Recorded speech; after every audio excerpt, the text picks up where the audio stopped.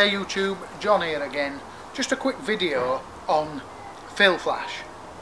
Now I know there's plenty of videos on YouTube on Fill Flash, but I just want to do one and show you a couple of befores and after, and also show you a few prints of one of my portfolios which are all used with a bit of Fill Flash. Now today I have my son with me, Ethan. There you go. And I also have an overcast day. So ideally in a real man's world we all say that overcast days are perfect for taking pictures. Yeah? So we've got the perfect day, but I'm still going to use flash and show you the benefits from it. Now I was watching one of Jared Poland's videos the other day. Well, I watch all his videos. I know he seems a bit crazy, but he's a really nice guy. And he was on about starting to learn to use Fill Flash himself because he likes the benefits of there being no shadows under the eyes. Anyway, first things first, camera settings. I've roughly got an exposure before I did this. My flash is off, and I'm going to show you the benefits from using off-camera flash as well, so that you can use the ambient to create a nice shadow on one side of his face and the flash to fill in the other. But for starters, we're just going to do a basic Fill Flash portrait. Now, my shutter speed is 3/20th of a second, f4.5 at ISO 400. My ISO is up to 400 for one reason and one reason only, just to keep my shutter speed up.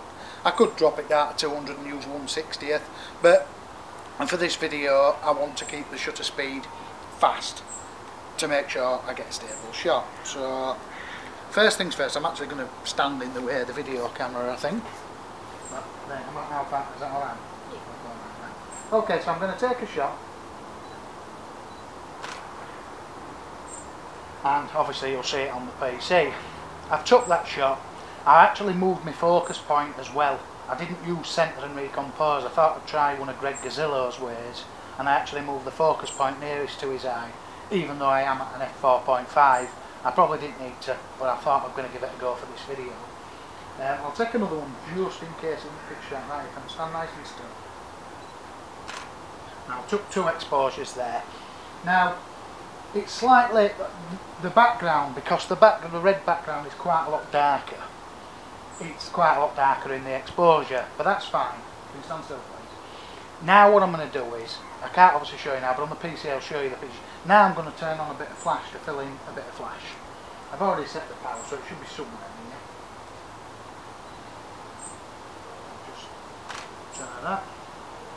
Right, okay. And for the video, probably just a shade, no, in fact no, it does look like it's a shade too much, but I'm going to show you a little tip on the PC. I always shoot like that because I know when I print it, it comes back absolutely spot on, and I'm going to show you some of the prints. Right, so that'll do there. I might just try one more, just in case not.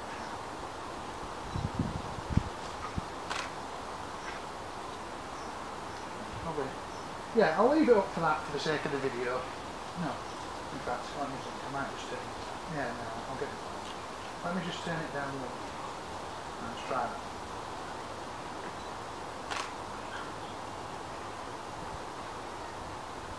Yeah, we've got two shots there. Right, great. And we're back again now. What I've done now is, I don't know if you can see me now clearly, I've focused on my son. I've got the camera, the flash, to the left, to this side, my left, camera's left. But it's turned off at the minute. What I'm going to do now is I'm going to take a picture of my son, and what I'm looking for is a nice shadow down this side of his face, which I've already got there, and I'm going to expose for that. Forget the background and forget everything else. I want to expose for that shadow, meaning I want the shadow so it looks correct on my screen, which I'll show you on the PC. Once I get that right, I'll then fill that side of his face with a flash, so that I can have a nice highlight next to shadow. So first things first.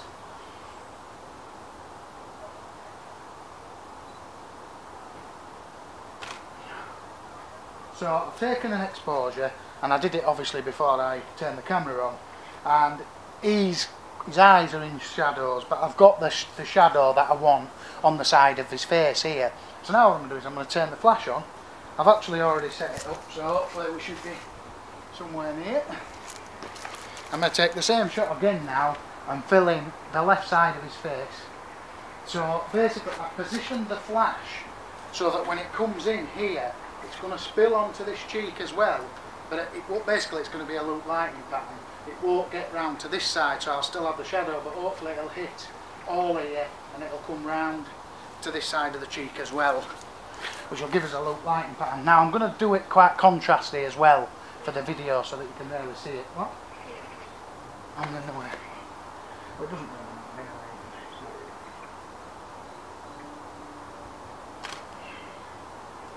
Look. Yeah. Now what I'm going to say is, Ethan, what I want you to do is, as you are, I want you to slightly turn your face more towards the flash. I'm going to have to come in the way of the camera now, I'm sorry, so that your eyes are... I'll come this side. Something like that. I'll try that.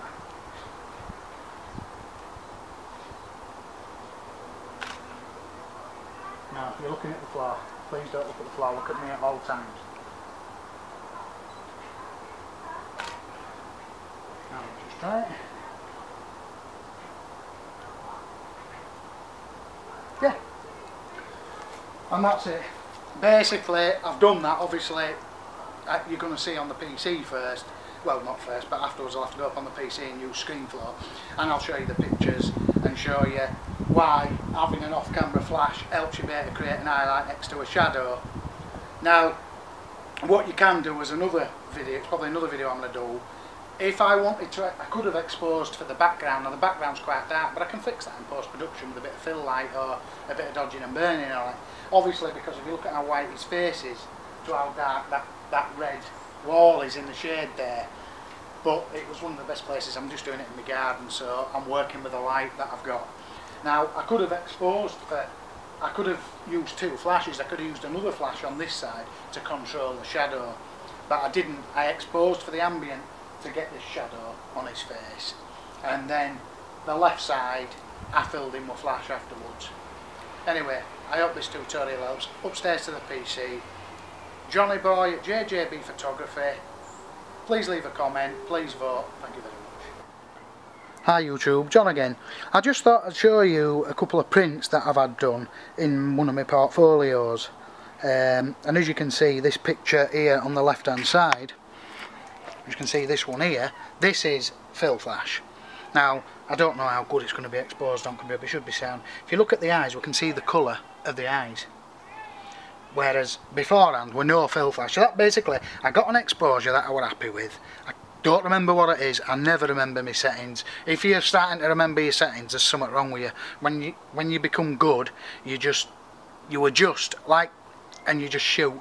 Like then with my son, I started off at 400 of a second, and then I started messing around with it, and I ain't got a clue what I ended up with. But this was shot at, I don't know, whatever, can't remember, but as you can see, a bit of fill flash.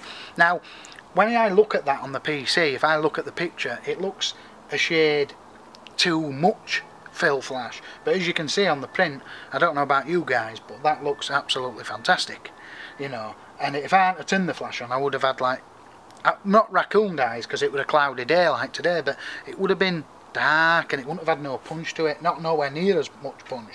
Now, I didn't create no highlights next to shadows. It was an on-camera flash, got perfectly just right. Have we got anything here? We've got a couple more here again. I don't know how focused that one is on the thing. Can I just manoeuvre it in? We've got another one there, just a bit of fill flash. Then we've got the black and white one on this side, bit of fill flash. So we've got anything more? We've got the nice big, I mean, I can show you these pictures on the PC, but there's fill flash used there. And I'll just show you one more and that'll be it. If we take a look at the bride with two bridesmaids, daughter, sorry, and a bridesmaid, again, fill flash, but it's fill flash used correctly. You've got to get it right. You can't be a million miles away and get it totally and utterly wrong, or it ain't going to look good. But I just thought I'd show you a few prints there. Don't know if you've got any more. Oh, we've got another one there, look. Let me try and hold it level. And there you go, I'm on about this one here. As you can see, there's another use of fill flash on an overcast day like today. Right, upstairs to the PC. Hey guys, and here we are up at the PC in Adobe Lightroom. Now let me just turn the lights down.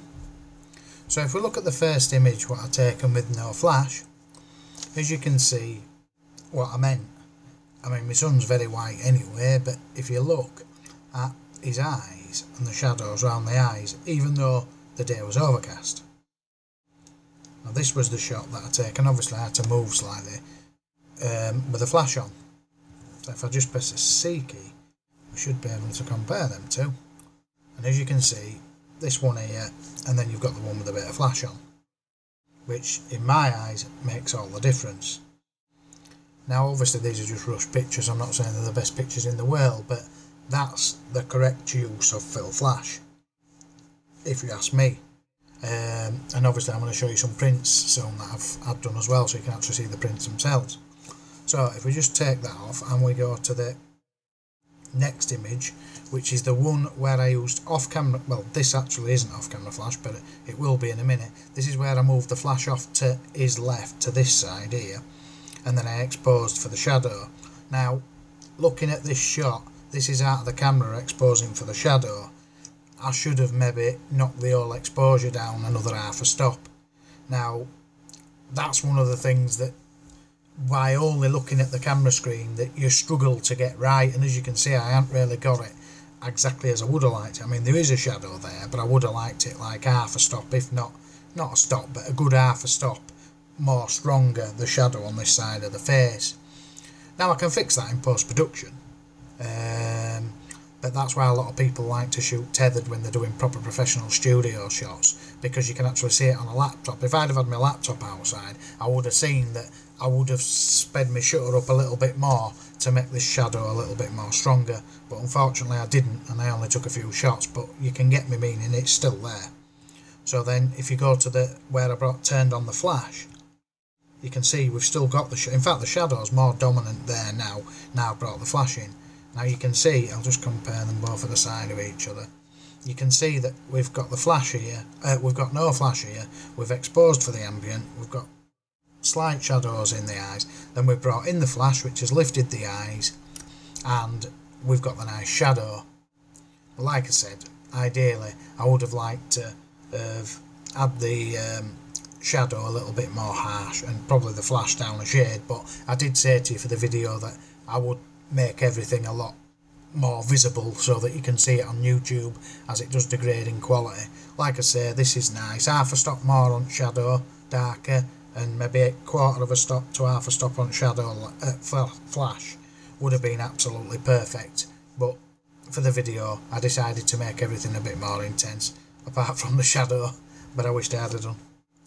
So there's my sentiment on using fill flash and what it does, and obviously a couple of examples. We'll just turn the lights out. We'll go back to Lightroom so we can have a look. Oops. So we've got normal exposure just out of the camera, bit of fill,